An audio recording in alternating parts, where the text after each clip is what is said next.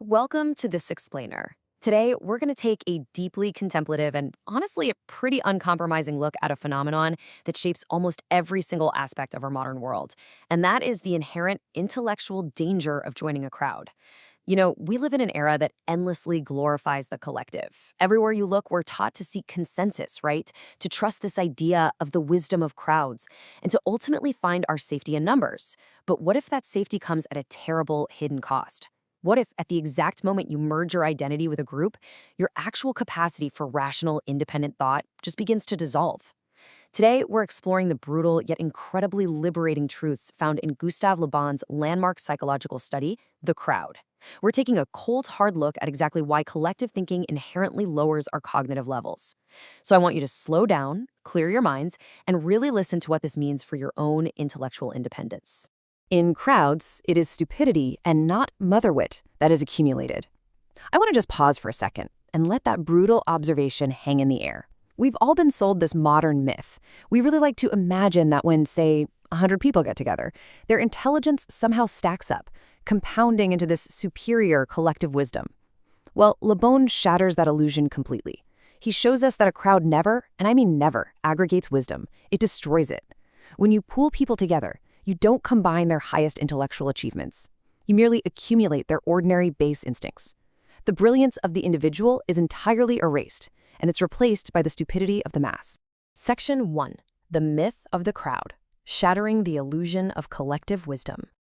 Okay, so we need to begin by completely dismantling this romanticized notion of majority rule.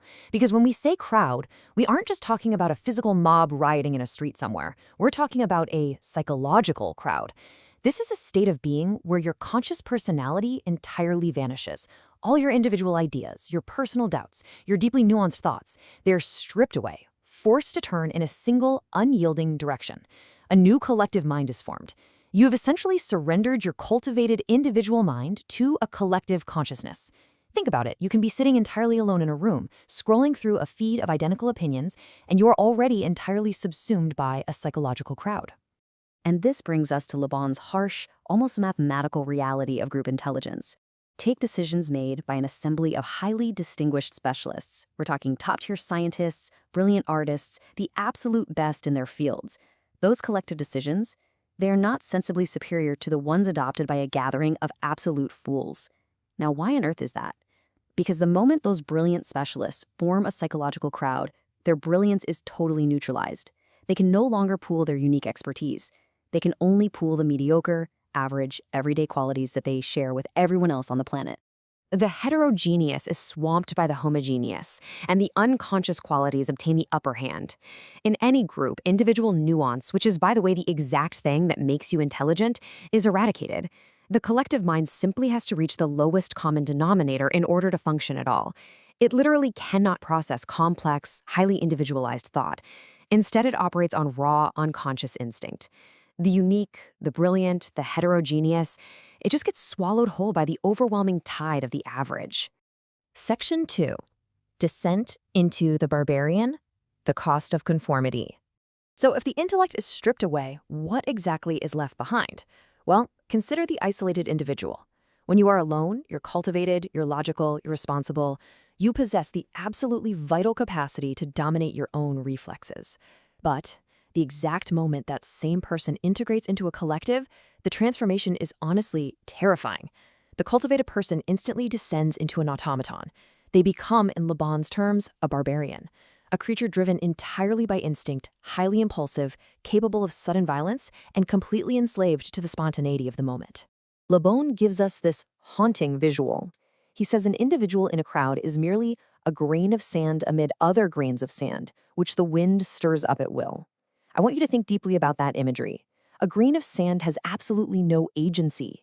It has no will of its own. It goes exactly where the wind of the collective forces it to go. A civilized person, once caught in a psychological crowd, entirely loses their willpower.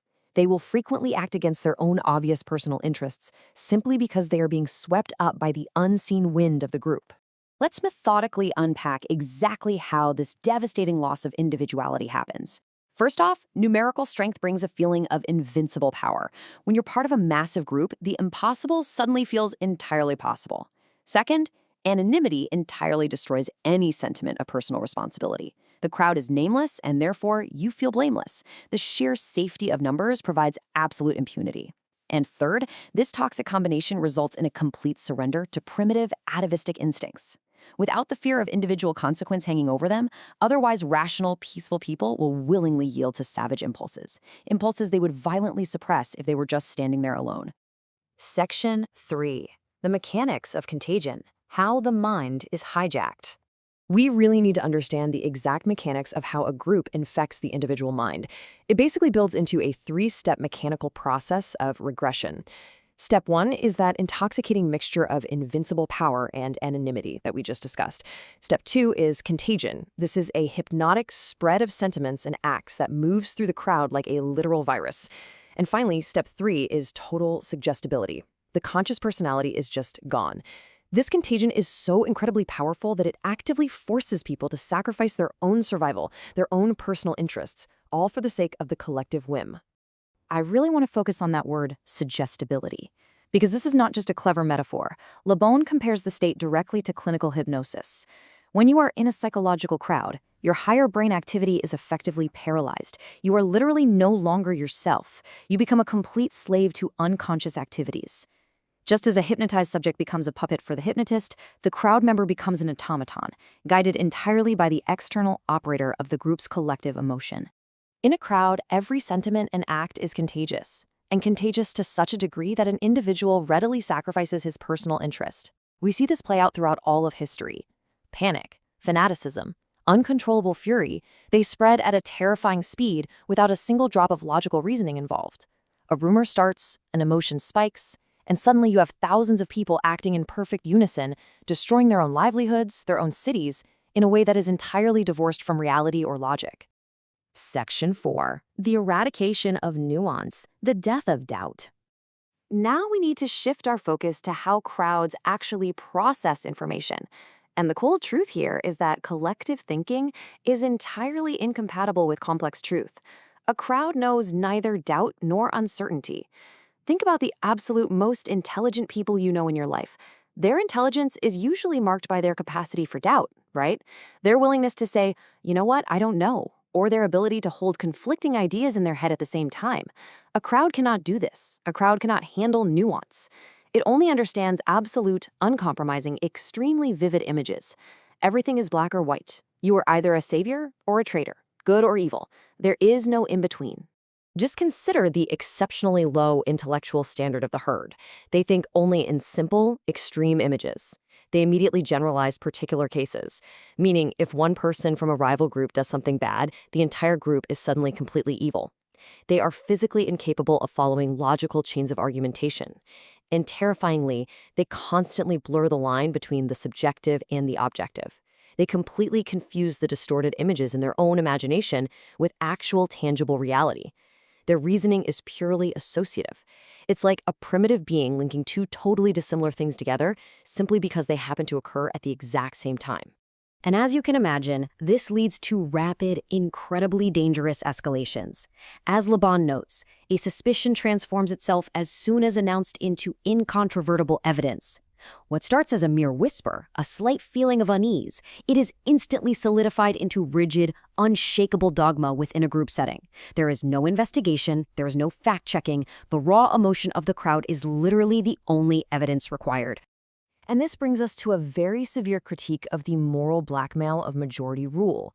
Individual truth naturally accepts contradiction. It embraces discussion and it tolerates doubt. Crowd truth, however, is inherently authoritative and entirely dictatorial. A crowd will meet the absolute slightest contradiction with howls of fury, and if left unchecked, actual physical violence. The crowd demands absolute, unquestioning submission to its illusions. If you dare to introduce complexity, or if you simply express a little bit of doubt, you're not just considered wrong. To the crowd, you are an active enemy that must be destroyed. Section 5. Defending intellectual isolation. The solitary path to clarity. We've journeyed through this rather dark descent of the mind, and now we arrive at an uncompromising but ultimately liberating conclusion.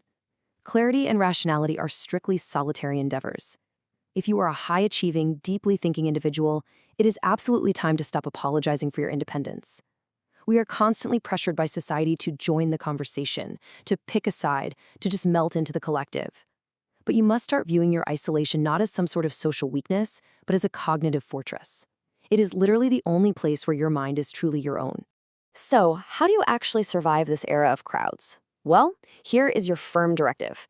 First, you have to recognize the moral blackmail of group conformity for exactly what it is. It's a demand for your intellectual surrender. Second, deeply distrust collective consensus. Like Laban showed us, thousands of unanimous witnesses often just mean thousands of people sharing the exact same hallucination.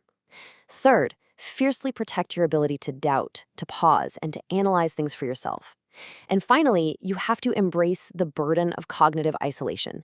Yes, it is heavy, but it is the necessary price of keeping your mind entirely intact. I want to let this unyielding law from Laban serve as your final validation today. The work of a crowd is always inferior, whatever its nature, to that of an isolated individual. You have to trust your instinct to pull away from the lowest common denominator. Do not ever let the homogeneous crowd swamp your brilliant, heterogeneous mind. I'm going to leave you with this stark, deeply contemplative question. As you step back out into a world that is constantly demanding you join a faction, a movement, or a mob, will you surrender your rationality for the mere illusion of safety in the herd? Or will you fiercely guard your intellectual isolation? The choice, as long as you can manage to remain an individual, is entirely yours. Thank you for joining me for this explainer. Take a moment, really think about it, and stay independent.